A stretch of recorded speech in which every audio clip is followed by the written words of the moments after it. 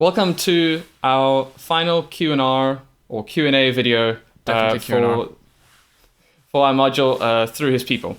In this questions video, neutral ground, we're going to be talking about the talk that Matt did on the servant and looking at questions about that. So I think unless you have something to say, Matt, we can just get right into it. Yeah, let's get into it. Right. So we've got two questions. So we'll see how long it takes us to answer. The first is about whether this idea of the servant. So you spend a lot of time talking about the servant in the book of Isaiah. And the question is Isaiah the first time we hear about the servant of God in the Bible? Or is he building on something that comes before? And what does that look like, if so? Yeah, so I mean the servant figure comes up, well, the idea of God's servant comes up fairly early on in the Bible. I mean, we see it in the Pentateuch.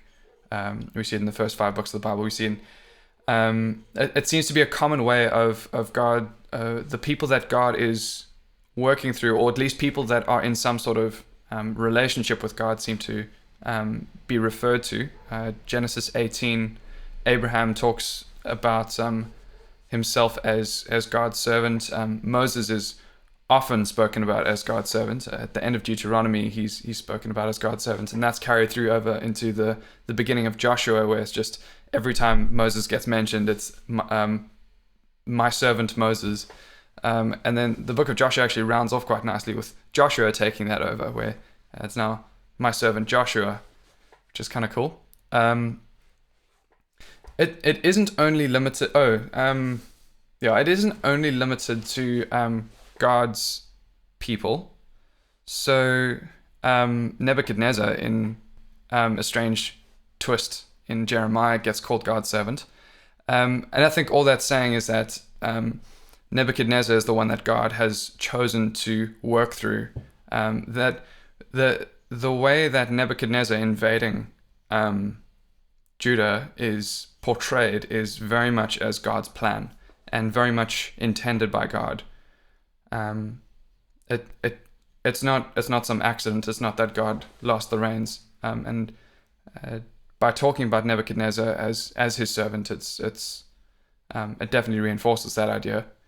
The nation of Israel, we saw, was the key group that was being spoken about as God's servants in the first part of second Isaiah. And that's not a new idea either. So in Leviticus 25, we see the nation of Israel being referred to as God's servants. I've now lost it. There it is. So at the end of Leviticus 25, even if someone is not redeemed in any of these ways, they and their children are to be released in the year of Jubilee. For the Israelites belong to me as servants. They are my servants, whom I brought out of Egypt. I am the Lord your God. So definitely not a new idea, and seems to come with this idea of those people that God wants to work out his plans and purposes through. Even if they happen to be against Israel in this case. Yeah. Well, in the case of like Nebuchadnezzar. Yeah. I mean, we also sort of see that in the figure of Cyrus in second Isaiah. He's not called God's servant, although he is another figure that God is quite clearly working through and intending to use to bring about his plans and purposes. In that case, actually bringing his people back into the land, which is the story that's picked up in Ezra and Nehemiah. I guess it's interesting because when we hear the idea of a servant today, it tends to take on a negative connotation, right? Like if I'm someone else's servant, that's not typically a good thing. That's like an unideal or non-ideal situation that I'd like to get out of at some point. Yeah. But this idea of being God's servant seems to be like extremely positive, I guess, because you're an agent of bringing about his plans or something like that, right? Yeah, it seems like it. Yeah, I mean the thing you quoted from Leviticus makes that pretty clear, where it's like being God's servant is contrasted with being slaves in Egypt. So it's like you were enslaved, now you get to be my servants. Yeah, and there's actually this cool transition in the way that the laws in the Pentateuch develop, where in Exodus it's couched very much in creation language. That's something that we've noticed quite a bit in this module. And that frames the Ten Commandments as well. I think you especially notice it in the Sabbath command, where they're given this command to honor the Sabbath, because in 6 days God created, and on the seventh day He rested. Whereas in Deuteronomy now it's different set of circumstances, different generation, and what Moses is trying to do with this generation is to say, guys, we're going to give this another try. Please don't stuff up. Yahweh is the one that you want to be loyal to, not those, not the rulers of Egypt, not the gods of Egypt, not the gods of Canaan who you're going to go into. I think that's the bigger focus in Deuteronomy. But I think he's got reason to reinforce this point after all the stuff ups that happened in Numbers, where they wanted to go back to Egypt the whole time. And now with that language very much in mind, and these constant reminders that Yahweh is the one who brought them out of slavery, excuse me, the Ten Commandments are now framed in a slightly different light, to say that you will honor the Sabbath, you will rest, and everybody's going to rest, even your servants, because I've brought you out of slavery in Egypt. So this idea of servanthood also kind of pervades the way that God's people are to order their lives, I guess. Yeah, that's really interesting, actually, isn't it? Like, thinking about it. I mean, yeah, even just thinking about the Sabbath in that way is quite interesting. Because, I imagine people, if you have those two passages up in front of you, they seem to give two different, quite different rationales for the Sabbath. Yeah. But it makes sense within the progression of the story of Israel, and cool. Right, so that's it for our first question. So yes, there was stuff that it came up before in Isaiah. It came up before Isaiah. The second question is, I guess, looking in Isaiah and then looking forward to Jesus. So you were talking about this movement in second Isaiah from the Israel being the servant to this other servant that was spoken of as an individual. And I guess the question is, does that represent a change of plan that God is doing? Like, is God giving up with the Israel plan and going with a plan B? Is that sort of what we're supposed to be taking from that? And then reading that in terms of Jesus, is that how we're supposed to understand what is happening with Jesus? I think that's excuse me. I think that's the way that we've tended to read the New Testament, that we've got Genesis 1-3, where everything was these glorious beginnings, and humans are the pinnacle of God's creation, but then Genesis 3, everything kind of went downhill. And so we've got this problem of sin that's kind of tainting humanity and is alienating us from God and needs to be fixed. And Jesus is the answer to that. Jesus is the way in which God is going to bring humans back into his presence to be able to dwell with him once more. Jesus is the new temple, and through him and his atoning work, the problem of sin is actually dealt with, and everything's great. What about that middle bit, though? Like, it seems like it does kind of feel like a little bit of a failed attempt if we're just kind of reading on a bit of a surface level. It seems like God had this nation of Israel that he'd chosen, and all they did was stuff up. And I think that's what Isaiah is picking up on, in some sense, that the nation of Israel did stuff up, that there were high hopes for the nation of Israel, but they didn't live up to them. What Isaiah is trying to do in the initial portrayal of the servant figure is to kind of give this ideal picture of what his servant was meant to look like. So if we just look at Isaiah 42, this is what the Lord says: the creator of the heavens, who stretches them out, and I, the Lord, have called you, the servant, the nation of Israel, in righteousness. I'll take hold of your hand, I will keep you and make you to be a covenant for the people, a light for the Gentiles, to open eyes that are blind, to free captives from prison, and to release from the dungeon those who sit in darkness. It's this picture of what Israel was meant to be. And, well, what we see, even as Isaiah as his kind of train of thought develops, that Israel just weren't that they failed dismally at that. But there's this undercurrent of, but God is still working. God is still doing something. We must remember that these pictures of the servant in Isaiah aren't these isolated events.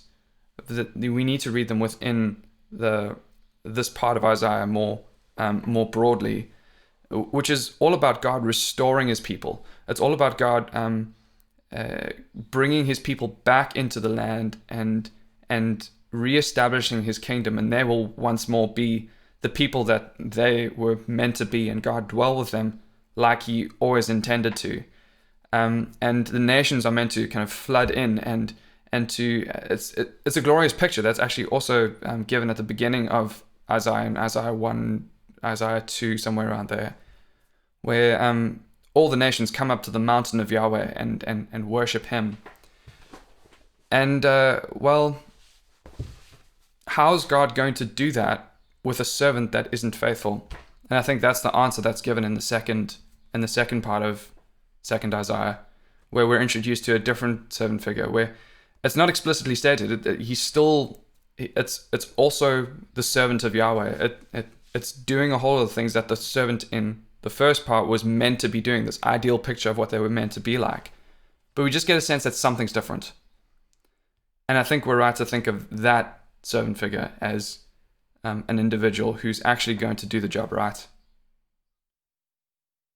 So it does, but that doesn't give up on the restoration of his people. It's just it's sort of the details of how he's going to do that, given their unfaithfulness that's been explored in the first half of that part of Isaiah. Yeah, and I think by identifying without the change in terminology, with just almost continuing as if nothing's changed. We're still talking about a servant figure. We're supposed to link the two. We're supposed to see that what this faithful servant is doing is what that unfaithful servant didn't do. And in doing that is taking the place of that servant without breaking from that servant. Being the faithful servant as the representative of the unfaithful servant. And that individual is a representative of the nation of Israel. It's an individual that takes the identity of Israel, except does the job right. So then, if we fast forward then to how this works itself out in Jesus, how do we see it working there? Like where in Romans, for instance, you spend a bit of time in Romans. Like, yeah, how does it work itself out there? Yeah, this to me is one of the things that unlocked the first few chapters of Romans, where so we start by saying that the Gentiles are in sin, and that for Jews around that time would have just been a given, that the Gentiles are in sin and idolatry, and that's a big problem. But we Jews have got it all figured out. And Paul said, "Nah, son, you've actually got your own problems, where you were meant to be this ideal picture. What we saw in the ideal servant in second Isaiah. You were meant to be a light to the nations. You were meant to be a covenant to the people. You were meant to teach them. You were meant to release them from prison. And well, you didn't exactly do that now, did you?" He kind of just lays into them in Romans 2 to say that as far as acting like God's covenant people is concerned, well, you didn't really do that. And if you're not going to act like God's covenant people, then you can't really wear the name of God's covenant people.